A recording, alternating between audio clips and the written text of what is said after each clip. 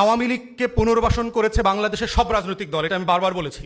আওয়ামী লীগকে প্রথম পুনর্বাসন করেছে শহীদ প্রেসিডেন্ট জিয়াউর রহমানের উদারতা দিয়ে, এবং বিশ্বাস করে হাসিনাকে দেশে আসতে দিছে। আসার 2 সপ্তাহের ভিতরে তাকে শাহাদাত বরণ করতে হয়েছে। আওয়ামী লীগ হলো সেই গোখরা সাপের নাম, ওরে বিশ্বাস করা যাবে না। আওয়ামী লীগকে প্রথম সংসদে কে নিছে? 86 সালের নির্বাচনের মধ্য দিয়ে জাতীয় পার্টি নিছে। তৃতীয়বার আওয়ামী লীগকে পুনর্বাসন করছে জামাত, বিএনপি বিরোধী আন্দোলন করে 90-এর দশকে। তাকে ক্ষমতায় নেওয়ার ব্যবস্থা করছে 21 বছর পরে।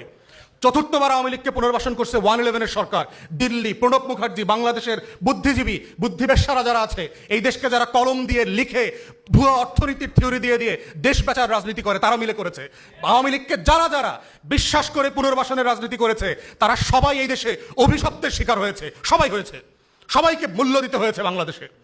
অতএব যারাই কোনো না কোনো নাটকের মধ্য দিয়ে আগামী দিনে আওয়ামী লীগ পুনর্বাসনের চেষ্টা করবে, তাদের জন্য অভিশাপ ওই ছবল রেডি আছে। কিন্তু কোনো না কোনো ফর্মে অভিশাপের শিকার হইতেই হবে, কারণ এই মাটি মির্জাফরের রক্ত নিতে পারবে না।